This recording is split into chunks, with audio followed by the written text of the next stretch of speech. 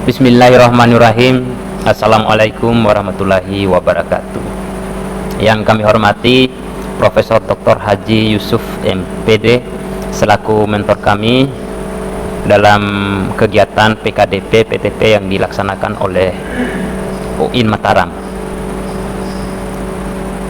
Selanjutnya saya selaku salah satu peserta dari kegiatan PKDP ini atas nama Ferry Akbar Esos MSOS NIDN 2114049405 yang berasal dari Sekolah Tinggi Agama Islam STAI Al-Amin Dompu. Pada kesempatan kali ini saya akan menjelaskan beberapa item pokok atau poin-poin utama dalam penyusunan RPS yang kami buat sesuai dengan arahan dan bimbingan dari Bapak Profesor Dr. Haji Yusuf MPD. Selanjutnya pada slide ini setelah sampul di sini ada lembar pengesahan. Nah, di lembar pengesahan ini ada beberapa item. Ada mata kuliah, kemudian kode, ada jenis mata kuliah, bobot SKS, semester, dan lainnya. Pada mata kuliah ini kebetulan saya pada semester ganjil ini diberikan amanah untuk mengampu mata kuliah ilmu komunikasi pada prodi komunikasi dan penyiaran Islam dengan kode mata kuliah KPI 140. Bobot SKS di sini ada dua kategori. Yang pertama itu adalah teori, yang kedua itu adalah praktek. Pada kategori teori kami masukkan 2 poin dan juga pada kategori praktek kami memasukkan 0 poin karena pertimbangannya karena ini adalah mata kuliah yang diperkhususkan untuk semester mahasiswa pada semester awal. Selanjutnya pada slide selanjutnya di rencana pembelajaran semester RPS. Di sini kami buat dalam bentuk bagian atas di sini ada visi perguruan tinggi dan juga visi program studi. Selanjutnya di bagian bawah terdapat beberapa item juga sesuai dengan yang slide di atas tadi, dan kemudian otoritas pengesahan ada dosen pengembang RPS atas nama saya sendiri, kemudian koordinator mata kuliah nama saya sendiri juga, dan kaprodi saya atas nama Bapak Miskan NPD. Di bagian bawah selanjutnya di sini kami masukkan ada capaian pembelajaran. Jadi capaian pembelajaran ini termasuk dalam kategori CPL prodi yang dibebankan pada mata kuliah. Di sini saya memasukkan ada sekitar 7 capaian mata kuliah yang kemudian nantinya beberapa poin ini akan memberikan dampak atau memberikan ada hubungannya dengan CPMK dan isi-isi dalam RPS yang ada di bagian selanjutnya. Pada CPL pertama di sini ada poinnya itu menunjukkan sikap religius, jujur, amanah, santun dan bertanggung jawab dalam memahami, mengembangkan dan menerapkan teori komunikasi dalam berbagai konteks komunikasi dan penyiaran Islam. Nah, di sini setelah kami memasukkan CPL, di sini bagian yang kedua ini ada capaian pembelajaran mata kuliah yang selanjutnya kami sebut dengan CPMK. Pada RPS ini saya memasukkan ada 4 poin utama CPMK. Ada CPMK 1, CPMK 2, CPMK 3, CPMK 4. Nah, sebagai contoh saya akan menjelaskan sedikit tentang CPMK yang pertama. Di sini kami masukkan adalah mahasiswa mampu menjelaskan konsep, ruang lingkup, fungsi dan perkembangan teori komunikasi sebagai landasan dalam memahami berbagai fenomena komunikasi sesuai dengan yang termasuk atau yang termaktub dalam CPL, antara lain CPL 1, CPL 2, CPL 3, CPL 4, CPL 5 dan CPL 6. Dan pada CPMK yang kedua di sini adalah mahasiswa mampu untuk mengkaji berbagai model komunikasi, unsur-unsur komunikasi serta proses komunikasi yang berdasarkan pada perspektif teori komunikasi. Nah, dari 2 contoh CPMK yang saya masukkan di sini, adapun tujuan saya memasukkan CPMK di sini adalah untuk membuat mahasiswa ini mampu untuk menjelaskan, kemudian mampu untuk memahami, mengkaji dan juga menganalisis sesuai dengan sub-sub CPMK yang akan kemudian saya jelaskan di bawah ini. Selanjutnya adalah kemampuan akhir tiap tahapan pembelajaran atau yang selanjutnya kami sebut dengan sub CPMK. Di sini sub CPMK di sini saya memasukkan ada 14 poin sub CPMK sesuai dengan materi pembelajaran yang akan dipelajari di masing-masing pertemuan mulai dari minggu pertama, minggu kedua sampai pada minggu yang terakhir atau minggu 14. Sebenarnya di sini dalam satu semester itu ada sekitar 16 pertemuan, namun karena dipotong satu pertemuan untuk UTS dan satu pertemuan untuk UAS, maka pada sub CPMK ini kami memasukkan ada 14 poin. Pada sub CPMK yang pertama ini, yang pertama tentu karena ini adalah pertemuan pertama, maka kami harus menjelaskan dan memberikan pemahaman tentang kontrak perkuliahan dan juga sedikit materi tentang pengantar teori komunikasi atau pengantar ilmu komunikasi. Kemudian sub CPMK yang kedua ini adalah materi intinya adalah sejarah dan perkembangan ilmu komunikasi. Nah, di sini diharapkan mahasiswa mampu memahami, mengetahui dan mengingat tentang sejarah dan perkembangan ilmu komunikasi. Kemudian korelasinya CPMK terhadap sub CPMK. Di sini ada bagan yang kemudian kami masukkan sub CPMK pertama sampai tentu pada sub CPMK yang terakhir. Ada CPMK 1, ada CPMK 2, CPMK 3, CPMK 4, dan di sini kami contohkan beberapa item yang menurut kami merupakan item yang penting dalam RPS ini. Selanjutnya di sini juga kami masukkan ada deskripsi singkat tentang mata kuliah. Deskripsi singkat mata kuliah ini berusaha untuk menjelaskan secara singkat, secara sederhana tentang bagaimana gambaran secara keseluruhan mata kuliah ilmu komunikasi ini dijelaskan, dipelajari selama kurang lebih 1 semester atau 14 kali pertemuan tambah UAS dan UTS menjadi 16 pertemuan.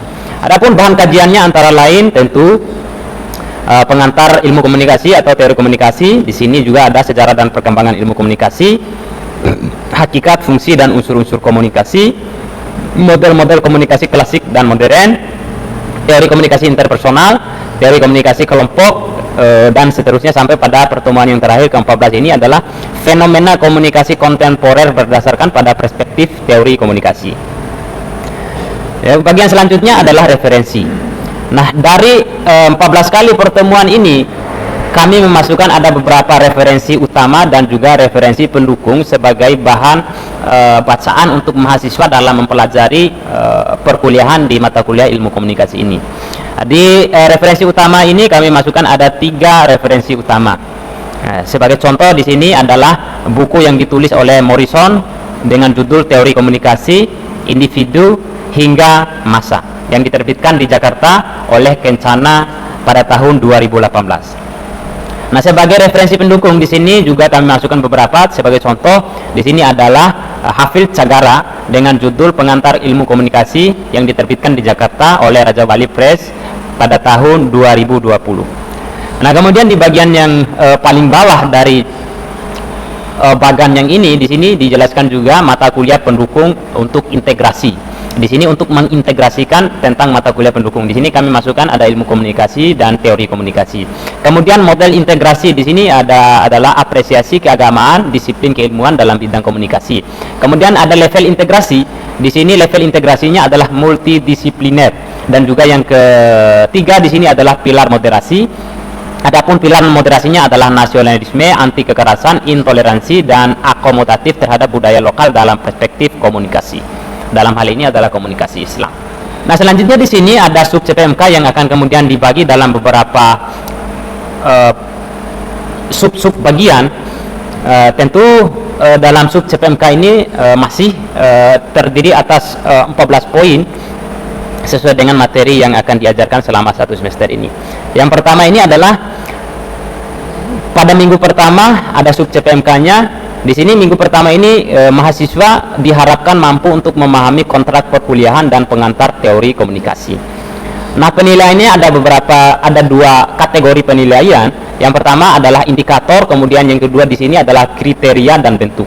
Untuk indikatornya, tentu mahasiswa mampu untuk memahami kontrak perkuliahan dan pengantar teori komunikasi. Nanti juga mahasiswa akan dijelaskan tentang kontrak perkuliahan selama 1 semester ini. Dan juga selanjutnya ini adalah bentuk pembelajaran, metode pembelajaran dan penugasan. Nah, untuk bentuk pembelajaran dan penugasan ini dibagi dalam 2 bentuk. Yang pertama secara tatap muka atau luring, dan yang kedua itu secara daring atau secara online. Nah, secara tatap muka bentuk pembelajarannya itu dalam bentuk berdiskusi. Jadi dosen itu harus memperhatikan diskusi antara diskusi dengan mahasiswanya. Nah, bahan kajiannya di sini ada beberapa bahan kajian yang perlu diperhatikan adalah Ada di sini ada CPL tentu, kemudian ada CPMK, kemudian ada overview bahan perkuliahan dan tugas, ada kontrak perkuliahan, ada tata tertib, kemudian pengantar sedikit tentang materi ilmu komunikasi, dan juga di sini ada peta konsep, ya, peta konsep tentang ilmu komunikasi. Nah, di sini pada pertemuan ke-8 kami akan melaksanakan ujian tengah semester. Nah, setelah ujian tengah semester tentu akan masuk lagi pada materi sesuai dengan sub CPMK.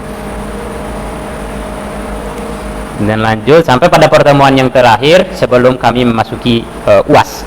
Dan juga presentasinya ada beberapa, ada rubrik, soal tes, pilihan ganda, ada kuis, kemudian penilaian makalah, dan juga tentang aktivitas saat presentasi. Selanjutnya di sini ada metode pembelajaran dalam bentuk kegiatan, ada rencana evaluasi pembelajaran.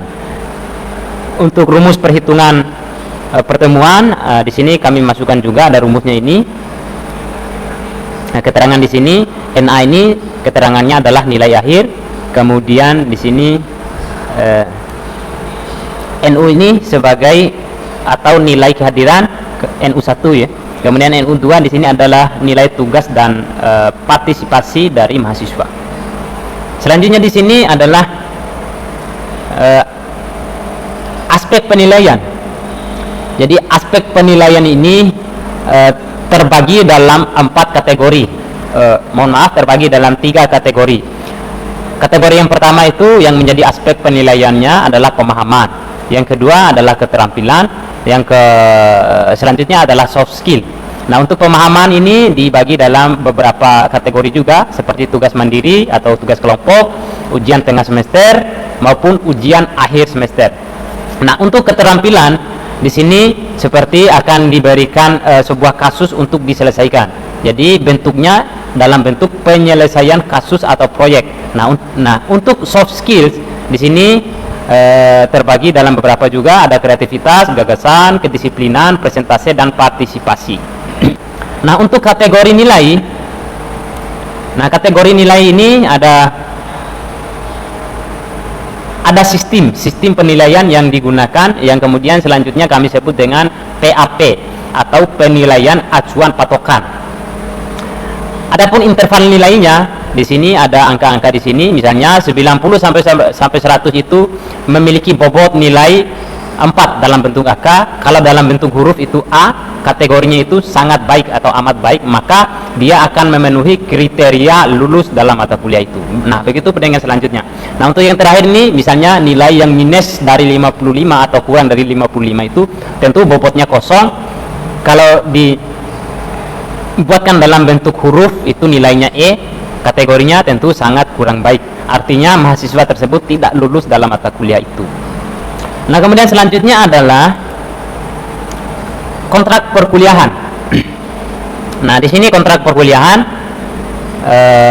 ini poin-poinnya: mata kuliah ilmu komunikasi dengan kode ya 1 KPI 140 semester 1. Pada pertemuan yaitu jamnya itu hari Rabu sesuai dengan jadwal kami. Tempat perkuliahan tentu di kampus kami pada ruangan atau kelas D. Poin yang pertama ada manfaat mata kuliah. Manfaat mata kuliah ini menjadi landasan penting bagi pengembangan pengetahuan dan keterampilan mahasiswa dalam bidang pendidikan serta memberikan dampak positif pada ilmu pengetahuan dan pengajaran. Nah, untuk deskripsi perkuliahan ini dijelaskan secara singkat, secara sederhana untuk mendeskripsikan semua pertemuan selama 1 semester itu. Kemudian pada poin yang ketiga adalah kompetensi dasar. Nah, kompetensi dasar ini sesuai dengan semua materi yang dipelajari selama kurang lebih 1 semester atau 16 pertemuan, dipotong UAS sama UTS jadi 14. Di sini ada poin-poinnya. Poin yang keempat, organisasi materi. Maka untuk mencapai kompetensi di atas, maka organisasi kegiatan dalam proses pembelajaran ini disesuaikan atau disusun atas dasar kebutuhan di atas sebagai berikut. Nah, ini beberapa poinnya, tentu ini sesuai dengan materi pembelajaran. Nah, untuk strategi perkuliahannya tentu kami menggunakan diskusi informasi dalam bentuk penugasan, dalam bentuk presentasi kelompok, ada resume, ada review jurnal, dan juga analisis studi kasus. Selanjutnya adalah daftar tugas mahasiswa.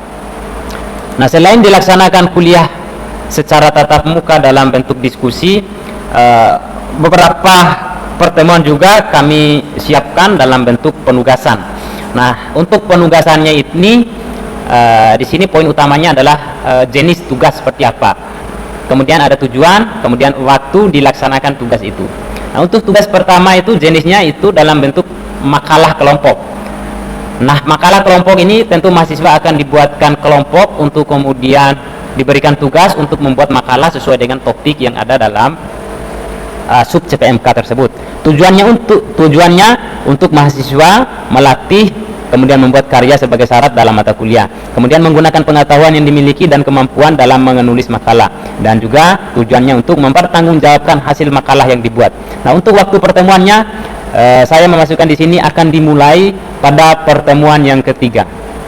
Nah, untuk poin yang selanjutnya, jenis tugasnya adalah kuis. Jadi tujuan kuis ini dilakukan untuk menguji pemahaman konsep dan kemampuan menerapkan dalam situasi lain materi kuliah sesuai dengan indikator pada sub CPMK 1-4. Nah, untuk pertemuannya atau waktu dilaksanakan kuis ini adalah di 4 minggu terakhir kuliah, artinya pada pertemuan ke 11, 12, 13 sampai 14. Kemudian presentasi makalah yang akan dilaksanakan pada mulai minggu keempat. Kemudian UTS pertemuan ke-8, kuis 2. Jadi kuis kami bagi dalam dua bentuk, ada kuis 1, ada kuis 2. Nah, untuk kuis yang kedua ini dilaksanakan pada pertemuan ke-9. Kemudian di sini ada UTS dalam bentuk tes yang dilaksanakan pada pertemuan keempat. Kemudian UAS dalam bentuk tes juga dilaksanakan pada pertemuan terakhir atau pertemuan 16. Untuk indikator penilaiannya sama dengan indikator penilaian yang ada di atas tadi. Waktu dan jadwal kuliah. Jadi di sini ada pertemuan ke-1, materinya apa? Kemudian pertemuan yang kedua, materinya adalah ini. Kemudian referensinya untuk membahas materi itu ada berapa? Ada dua referensi ini yang menjadi contoh bacaan untuk mahasiswa. Nah, begitupun dengan yang selanjutnya. Nah, selanjutnya rancangan tugas mahasiswa. Rancangan tugas mahasiswa ini, tugas 1 itu adalah penyusunan makalah. Penyusunan makalah ini tujuan tugas itu untuk memperkaya pemahaman mahasiswa dengan konsep berkaitan dengan materi perkuliahan sesuai dengan sub CPMK. Uraian tugasnya ada beberapa, misalnya objek tugas menyusun makalah harus ada beberapa materi. Di sini ada sampai 7 materi yang saya masukkan. Kemudian batasan pengerjaan tugas. Jadi pengerjaan tugas itu ada batas, kami tentukan batasnya. Kemudian ada metode dan acuan tugas, dan juga yang terakhir itu adalah deskripsi luaran tugas. Deskripsi luaran tugas ini dalam bentuk makalah yang dijilid itu dengan syarat minimal 17 halaman menggunakan kertas A4 dengan sistem penulisan sesuai dengan pedoman yang ada dalam kampus kami. Nah, untuk kriteria penilaian dari tugas ini ada 5 kriteria. 1, sistematika dengan presentase 15%, ada isi presentase 20%, bahasa dan kerapian itu ada 20%, kemudian rujukannya itu 20%, kemudian partisipasi anggota itu ada 25%. Kemudian untuk tugas yang kedua dalam bentuk kuis. Nah, ini uraian tugasnya seperti apa, tujuannya, kemudian deskripsi luarannya dalam bentuk seperti apa. Di sini kami masukkan dalam bentuk lembar jawaban mahasiswa. Kemudian presentasi makalah, tentu setelah kami berikan tugas membuat makalah, maka makalah itu akan dipresentasikan dengan tujuan tugas ini untuk melatih kemampuan mahasiswa secara lisan dan seterusnya. Uraiannya ada objek tugas, batasan pengerjaan tugas, metode, cara dan acuan tugas, hingga deskripsi luaran tugas. Nah, untuk deskripsi luaran tugas pada tugas presentasi makalah ini dalam bentuk slide atau PPT yang dipresentasikan oleh mahasiswa. Nah, untuk kriteria penilaiannya itu sesuai dengan uraian tugas yang di atas. Nah, ujian tengah semester, uraian tugas selanjutnya ujian tengah semester. Jadi ujian tengah semester ini ada deskripsi luaran, ada batasan, objek tugas, metode, cara, hingga kriteria penilaian. Kemudian untuk tugas yang kelima ada kuis 2. Jadi kuis 1, kuis 2. Nah, untuk kuis 2 ini sama metodenya, ruang lingkupnya sama seperti uraian tugas pada kuis yang pertama. Kemudian selanjutnya adalah ujian akhir semester. Ujian akhir semester ini menjadi tugas akhir bagi mahasiswa pada akhir pertemuan, yang dilaksanakan tentu pada minggu ke-16. Jadi tentang uraian tugasnya, objek tugasnya harus mengerjakan soal tes dalam bentuk esai untuk mengukur pencapaian indikator pada sub CPMK mulai dari 8 sampai 13. Karena untuk sub CPMK yang 1 sampai 7 itu diukur berdasarkan pada ujian tengah semester. Nah, untuk batasan pengerjaan tugas, jadi diberikan waktu sekitar 1 jam untuk mengerjakan tugas. Kemudian metode atau caranya atau acuan tugasnya itu menyelesaikan pertanyaan tugas tentang dalam soal yang dituliskan ya, atau soal yang dibuat. Kemudian dikerjakan secara mandiri, artinya tidak boleh menyontek atau bertanya kepada temannya, tidak boleh bekerja sama. Kemudian sifat selanjutnya adalah sifatnya close book, tutup buku. Kemudian dikerjakan selama 100 menit. Nah, untuk deskripsi luaran tugas itu dalam bentuk lembar jawaban ujian akhir semester.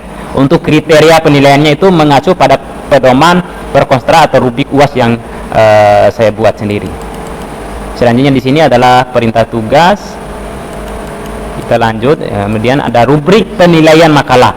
Rubriknya ada rubrik penilaian makalah. Ada sistematikanya, skornya berapa, isi makalahnya, skornya berapa, bahasa dan kerapian dalam penulisan makalah, skornya berapa, kemudian rujukannya itu kami menggunakan indikator cukup 2 rujukan untuk makalah, atau paling minimal 2 rujukan untuk masing-masing makalah. Penemuan makalah, kemudian ada belangko penilaian makalah, ada validitas instrumen penilaian makalah, kemudian kisi-kisi daftar penugasan yang akan dibuat. Di sini juga untuk tugas kuis 1 di sini kami juga sudah memasukkan soalnya. Ada soal yang kami buat dengan identitas PT kampus kami sendiri, Prodi Komunikasi Penyiaran Islam atau Kuliah Ilmu Komunikasi pada tahun akademik 2026-2027. Di sini soalnya ada 10 soal. Kemudian begitupun dengan soal UTS sudah kami buat juga. Ada rubrik soal esai dan selanjutnya. Jadi sekian paparan singkat berkaitan dengan RPS yang kami buat sesuai dengan arahan dan masukan dari Pak Prof. Baik, selanjutnya untuk melengkapi pemaparan atau penjelasan berkaitan dengan RPS yang sudah saya jelaskan tadi, selanjutnya saya akan berbicara singkat saja atau menjelaskan terkait video media pembelajaran yang saya buat kemarin. Nah, untuk video media pembelajaran yang saya buat itu, kalau kita merujuk pada RPS itu berada pada sub CPMK yang kedua. Artinya pembahasan itu masuk pada minggu kedua pada saat perkuliahan. Setelah kita memasuki pertemuan pertama, nah di situ saya menjelaskan tentang kontrak perkuliahan dan juga pengenalan singkat berkaitan dengan mata kuliah ilmu komunikasi. Nah, untuk pertemuan yang keduanya di minggu yang kedua itu saya menggunakan video media pembelajaran untuk menjelaskan tentang materi tersebut. Nah, adapun beberapa isi yang kemudian saya jelaskan dalam video media pembelajaran yang saya buat itu adalah berkaitan dengan pengantar ilmu komunikasi, sejarah dan perkembangannya, serta unsur dan hakikat komunikasi.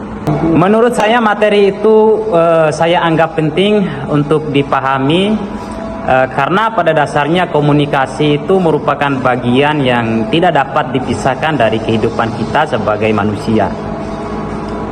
Karena setiap hari tentu kita berkomunikasi, ya baik dengan manusia, dengan keluarga, dengan teman, dengan rekan kerja maupun dengan masyarakat luas.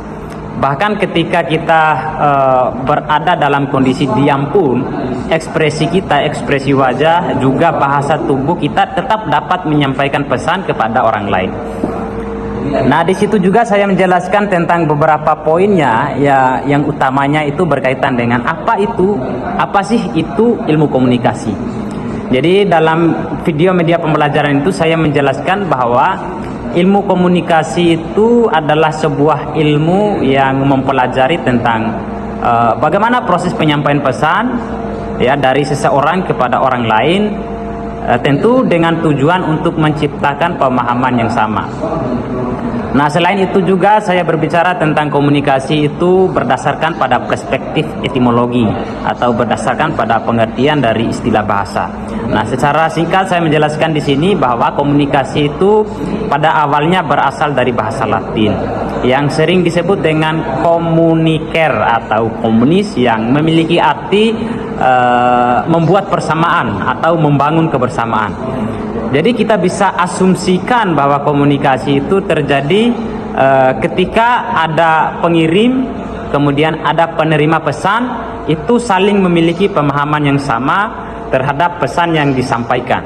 Juga ilmu komunikasi itu tidak hanya mempelajari bagaimana cara kita berbicara, tetapi juga ilmu komunikasi itu mempelajari juga bagaimana pesan itu dibuat, pesan itu disampaikan, hingga pesan itu diterima, lantas kemudian ditafsirkan, hingga pesan itu bisa mempengaruhi baik sikap, perilaku, dan maupun cara berpikir seseorang.